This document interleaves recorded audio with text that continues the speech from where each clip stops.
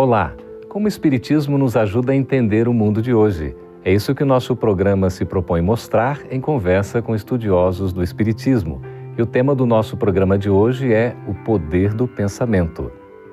Prepare-se, Entre Dois Mundos está começando agora.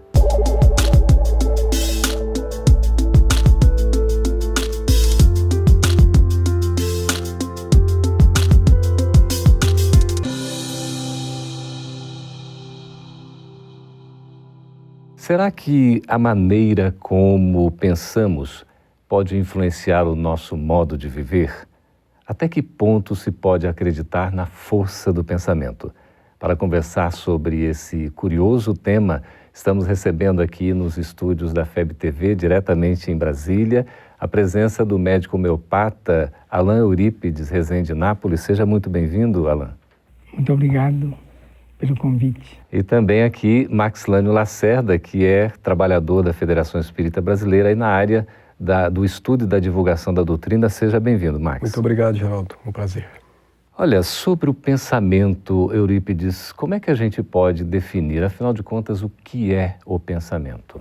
Segundo Ernesto Bozano, o pensamento são forças plásticas e organizadoras da natureza criadas pela mente do espírito. Então, o pensamento, ele é vida. Vida é em profundidade. Então, através do pensamento, nós podemos influenciar várias atitudes em nossa existência. A gente pode, então, afirmar, Max, que o pensamento tem poder? E se soubéssemos o tamanho desse poder, preocuparíamos muito mais com o que pensamos. Nós nos recordamos quando o Divino Senhor, nosso Senhor Jesus, nos exortou a ficar atento sobre isso. Vigiai, porque se você não vigia o pensamento, você pode deixar-se conduzir por caminhos tortuosos que te levam a destinos não desejados. Então a oração, que é uma forma de supremo pensamento, elevado pensamento, nos ajuda a evitar que caiamos nas tentações. Então o pensamento é muito poderoso. Precisamos estudar muito esse tema ainda entre nós, seres humanos. O pensamento influencia a vontade ou é a vontade que influencia o pensamento? Eu acho que os dois se interagem. Então, por exemplo, o pensamento é o pensar, agora a vontade está ligada ao querer. Então, eu acho que a vontade, ela tem que direcionar esse pensamento. E a gente consegue construir e também destruir com o nosso pensamento? Conseguimos, desde que ele seja persistente. Allan Kardec, na sua majestosa obra A Gênese, ele vai lá no capítulo 14, quando fala de fluidos, falar da fotografia do pensamento. E lá nós vamos encontrar claramente... O pensamento pode ser fotografado? Pode ser fotografado e o é do mundo espiritual. Aqueles espíritos com ascensão espiritual acima do nosso padrão, eles conseguem perceber dinamicamente o que vai em nossos pensamentos. Por isso que o Pai Celestial, para ele não há segredo. Podemos revelar tudo e o pensamento se revela por fotografias, por movimentos. Então, se alguém constrói um pensamento e esse pensamento carregado de emoção, carregado de vontade, esse pensamento tem vida. E essa vida se estende até a sua materialização, se ele não a interromper. E a gente consegue fazer um gerenciamento do nosso ato de pensar, digamos assim, em prol de um equilíbrio emocional, doutor Eurípides? Então nós devemos policiar, assim como o Max falou, devemos policiar o pensamento, as palavras e os atos. Então tudo que sair daí corre por nossa conta. Então o Emmanuel nos fala assim, que o pensamento, por exemplo, entre o ouvido e a boca existe uma grande distância. Então antes da gente proferir alguma coisa, a gente tem que ver se o que eu falo é útil e se é verdadeiro e se vai ajudar as pessoas. Então o pensamento é plasma, então ele cria, ele tem uma força de idioplastia, que seria a forma pensamento. Ele plasma formas, pensamentos. Então, por exemplo, se eu penso no bem, eu vou plasmar uma forma boa, uma forma que traz alegria, traz esperança, traz coragem. Se eu plasmo um pensamento, por exemplo, se eu penso negativamente, eu vou idealizar uma forma de pensamento destruidora, que vai trazer enfermidade às pessoas. A gente pode dizer que o pensamento tem essas consequências, inclusive no próprio corpo físico? Inclusive, isso tão verdadeiro é que persiste há mais de 2 milênios aquela frase latina, mente sã, corpo sã. Se você realmente traz a sua mente sã no que se diz respeito ao que você pensa, você constrói um corpo são, você traz harmonia celular, você traz ao organismo celular aquela harmonia que faz com que você tenha traduzido na nossa linguagem a saúde. E essa é o oposto, quando você também começa a pensar em condições contrárias. Você destrói essa harmonia, você traz distonias e você também prejudica a tua harmonia celular de tal forma que a doença irá surgir. Você pode fazer isso consciente ou você pode fazer isso sem estar consciente do que está fazendo. Por isso, vigiar o pensamento é condição sine qua non na linguagem de Jesus. Nós precisamos estar o tempo todo cuidando do que pensamos, porque daí repercute, como nós ouvimos, no falar e no agir. Isso tudo envolvido por emoções que constrói a força do pensamento. Max, você falou em doença, né? O poder do pensamento atuando no corpo físico, provavelmente até gerando doenças. Eurípides, a gente poderia dizer também que o poder do pensamento pode provocar cura? Sim, o pensamento ele é poder criador. Então eu posso, quando eu penso positivamente para alguém, o pensamento ele vai agir no fluido espiritual e ele vai migrar, vai chegar até aquela pessoa e a pessoa vai receber o impacto desse bom pensamento. Então quando a gente vê, por exemplo, aquelas pessoas que têm ideia fixa em algo, na vingança, no ódio, o monoideísmo, a ideia fixa, ela vai formar aquelas formas ovoides. Seria a forma ovoide, e aí vai alterar até a conformação do perispírito. Então, assim como o bom pensamento, ele cria a saúde, igual o Max falou, o mau pensamento ele pode criar desarmonia em nosso mundo físico. E no caso, a gente pode afirmar, Max, que o pensamento é a origem de tudo? Sim, porque se tem uma única condição em que temos a liberdade plena, é pelo pensar. Então, pensar é a parte fundamental que herdamos do nosso Criador, é um atributo do Espírito, se não é o atributo mais importante. É através do pensamento que se constrói ou que se destrói. Por isso, pensar, como a gente não costuma dar atenção, é algo muito mais sério do que se imagina. Tem uma frase de Kardec que ele fala assim, o pensamento e a vontade são para o espírito o que as mãos são para o homem. Então, por exemplo, com as minhas mãos, eu ajo, eu tomo atitudes. Agora, pelo pensamento e a vontade, o pensamento e a vontade é que são as mãos para o espírito. Então, ele vai manipular os fluidos espirituais. A vontade é esse desejo, é o querer, interesse, é o querer, não é? E o pensamento é esse atributo que vai constituindo. Como é que a gente relaciona aí o pensamento com as ideias para chegar ao raciocínio, Max? Pois é, o pensamento, quando a gente pergunta no Livro dos Espíritos, o pensamento tem origem em Deus, né? Vem de Deus. Nós, na verdade, estamos dilatando a capacidade de pensar. Até um dia pensarmos como Deus, traduzido na linguagem de Jesus, eu e o Pai somos um. Já tem o pensamento sublime, o pensamento cósmico completo, ele já vibra no diapasão do Senhor. É o momento em que a criatura dilatou o máximo do seu pensamento até alcançar a glória celestial. Max, você vai continuar nos explicando daqui a pouquinho, logo após o nosso intervalo, a gente está conversando sobre o poder do pensamento. Fique conosco, a gente volta daqui a pouco após o intervalo.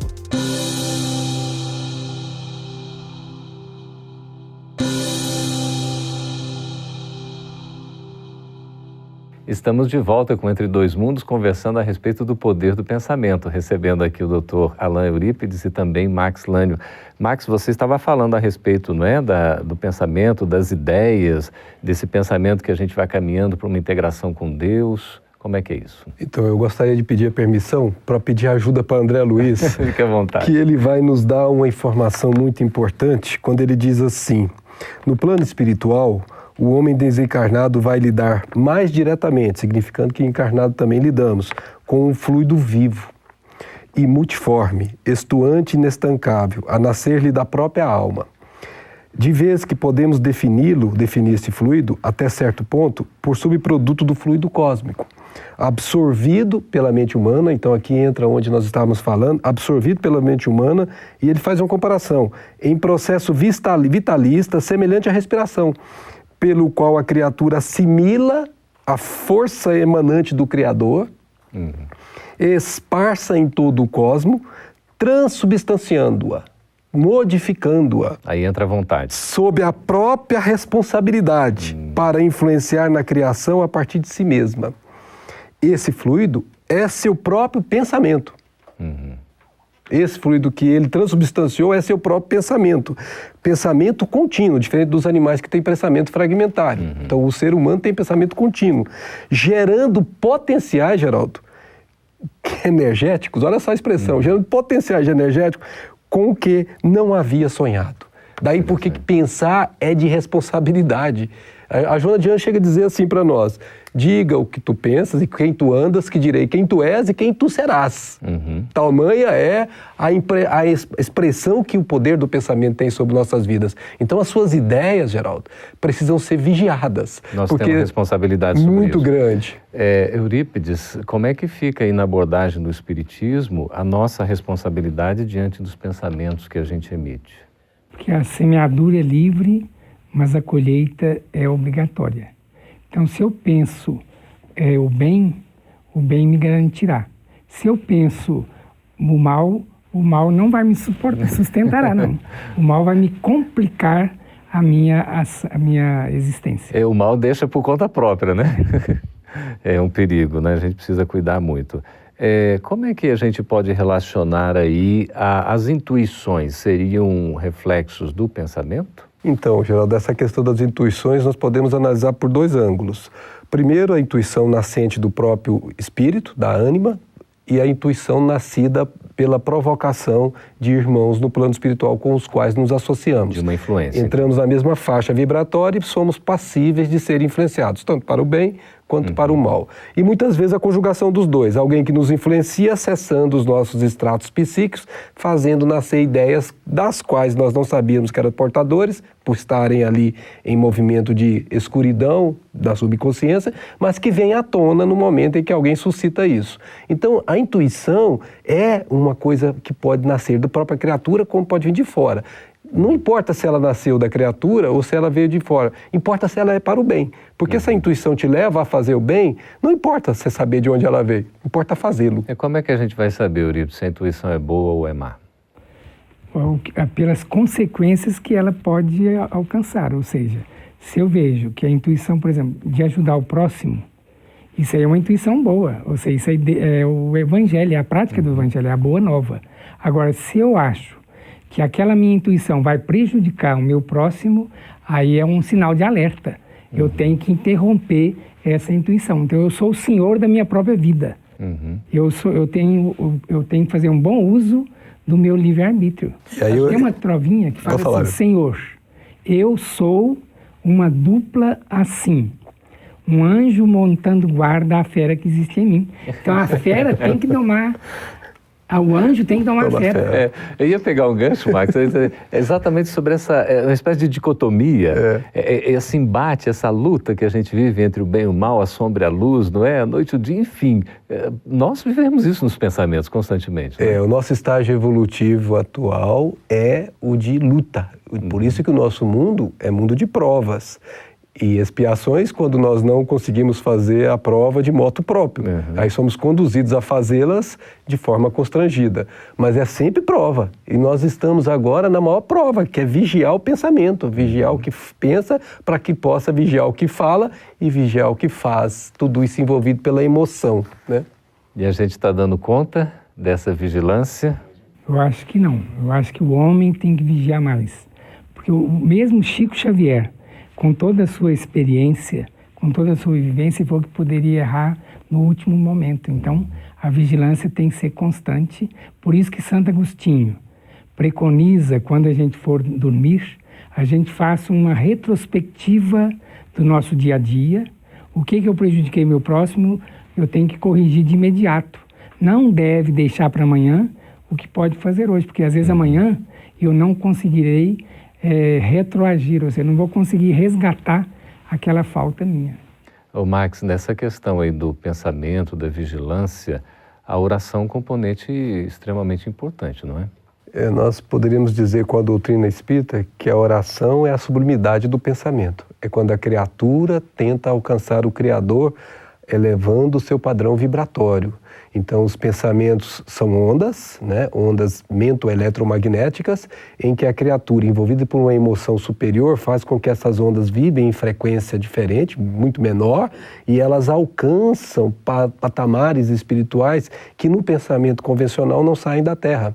E é nesse momento em que a criatura atinge os páramos celestiais e sente a paz. Porque o pensamento traduzido em oração real, essa oração verdadeira, traduz intimamente paz. E a criatura enfrenta a vida, os enfrentamentos da vida passam a ser mais suaves, como disse Jesus, o fardo passa a ser mais leve.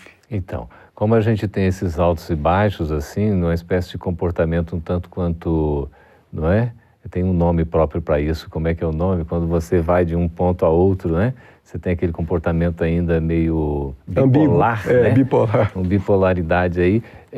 Como é que a gente pode, de fato, vigiar o pensamento com uma segurança a ponto de usar o recurso da oração para o nosso equilíbrio e não o contrário, deixar se envolver por pensamentos que poderiam nos levar a um caminho do mal?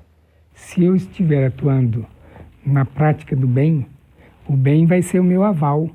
Então, por exemplo, eu orando, o trabalho já é uma oração. Quando eu oro, eu crio um padrão vibratório superior que vai afinizar com os espíritos superiores. E a minha companhia vai ser de espíritos superiores e eles vão me induzir ao bem também. Então, agora, se eu rebaixar o meu padrão vibratório, eu vou sintonizar com espíritos em condição inferior, que infelizmente vai trazer tristeza e dor à humanidade.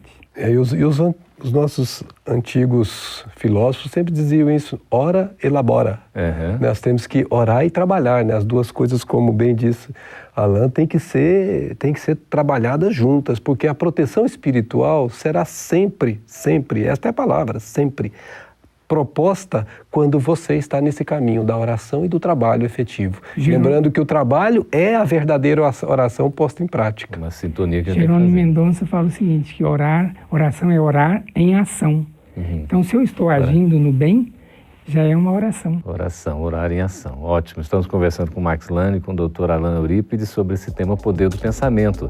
Nós vamos para um breve intervalo e voltaremos já com as perguntas dos nossos espectadores. Escreva para nós aí no vídeo, tem o nosso endereço. A gente volta daqui a pouquinho.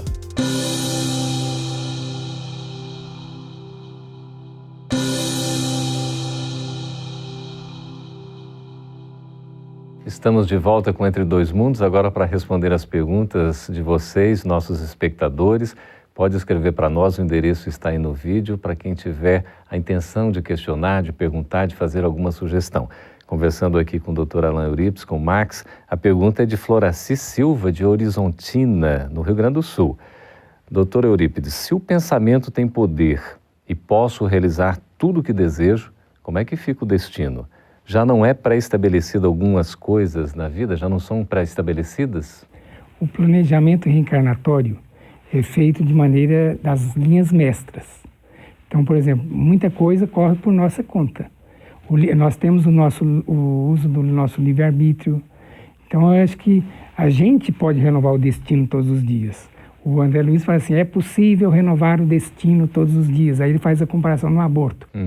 Quem ontem abandonou seus próprios filhos, pode hoje afeiçoar-se aos filhos alheios, necessitados de carinho e abnegação. Então, a vida, ela não é nós não somos marionetes, a gente renova sempre. Aí é o nosso poder, a nossa capacidade, a vontade, não é, Max? Aí é o que está lá no Livro dos Espíritos, querer é poder. Se a pessoa quer realmente fazer, entra à vontade, e a vontade é determinante para o destino. Mas existem algumas coisas que já vêm numa certa programação, não é assim? Sim, as linhas mestras, as linhas principais, por exemplo, de acordo com as minhas necessidades, eu posso reencarnar para quem vai ser meu pai, minha mãe, meu filho, minha esposa, mas mesmo assim a gente muda. porque depende de nós, o nosso livre-arbítrio. O que é impeditivo seria aquilo que é constrangido, né? Que é o que nós chamamos de expiatório. Aí esse realmente é necessário que o tônus que gerou aquele processo seja enfraquecido para que a pessoa se liberte daquilo, né? Então tem um tempo, mas mesmo assim é um tempo definido. Certo, Max. É a lei da meritocracia, né? Do mérito, né? Do mérito. Se tudo tivesse planejado, eu tivesse seguido um script, aí não teria o mérito.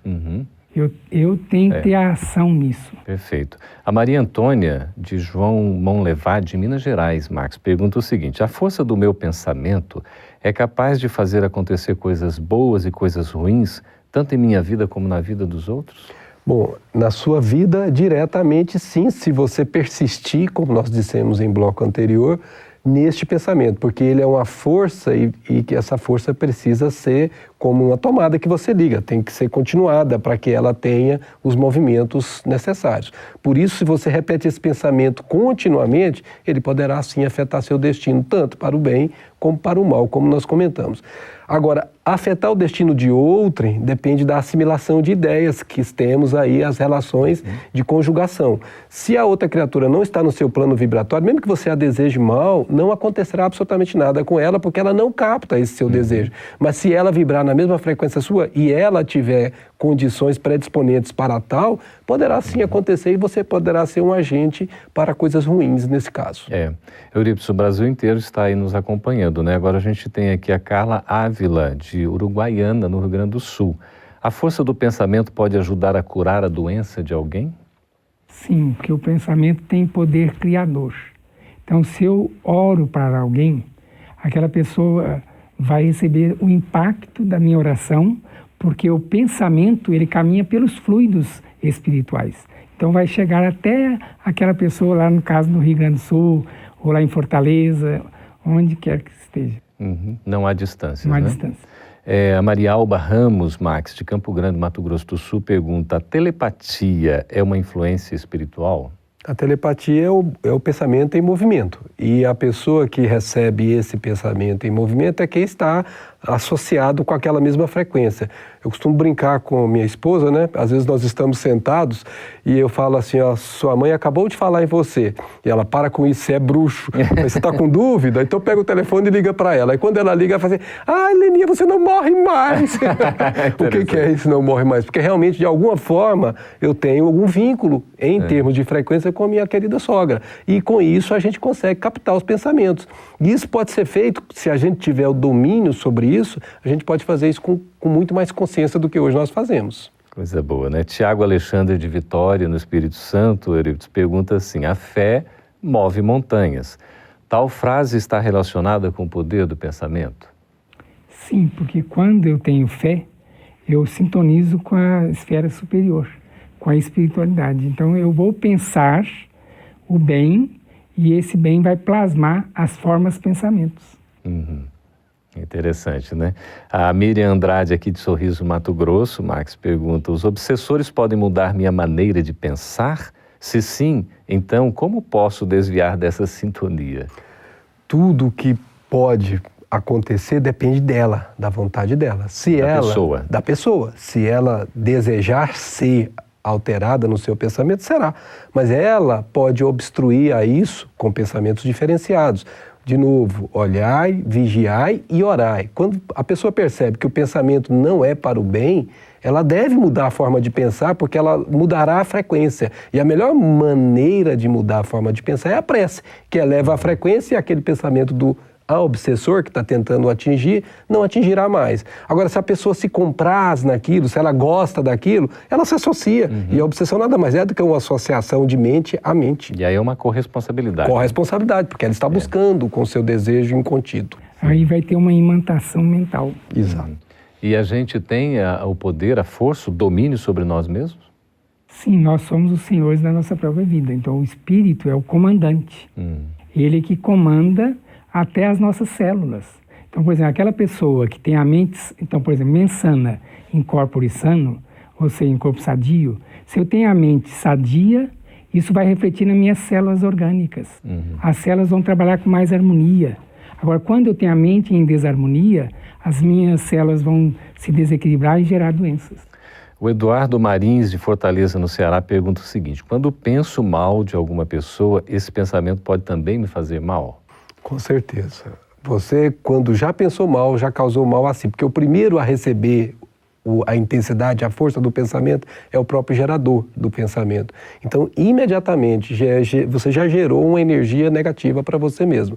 Por isso, vigiai e orai. Daí a importância de pensar o bem. Bem, sempre o bem. Por isso dá trabalho? Dá trabalho, mas é para isso que nós estamos aqui na Terra, para provar que somos capazes de ter império sobre nós mesmos. Dá trabalho porque tem que fazer força, não é? Força, exato. A Maria Dolores fala que a abelha, quando se vinga, cai ferida no chão. Então, a pessoa que vai jogar uma lama para outra pessoa, ele suja primeiro. Muito bem. É interessante. Por isso, a nossa força voltada para o bem, para a luz. E o pensamento, a gente fica imaginando o pensamento criador, o pensamento de Deus, o pensamento de Jesus, de Cristo. Que psiquismo harmônico superior e extraordinário, não, Max? Nossa, deve ser fantástico, né? Eu me lembro de Paulo, né, que durante a sua trajetória, que é emblemática para todos nós que estamos buscando este caminho, ele chegou a um determinado momento que ele dizia assim: todo o bem que eu desejo fazer, eu acabo fazendo o mal. E ele consegue continuar transitando no caminho do bem, e chega um momento, mais ou menos 17 anos depois do encontro em Damasco com Jesus, que ele diz: já não sou eu quem vivo, mas o Cristo de Deus é quem vive em mim. Olha que coisa maravilhosa. Ele já consegue estar na harmonia do pensamento crístico. Muito bem, nós todos somos capazes, né, de gerar esse equilíbrio. Estamos conversando e conversamos aqui com o Max. Muito obrigado por sua presença, Nós que agradecemos. E também com o Alain Eurípides. Obrigado, viu? Muito obrigado.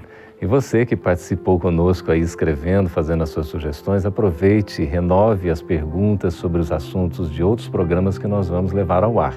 O endereço está aí no vídeo. Por favor, continue participando conosco. Até o próximo programa. Fique com Deus.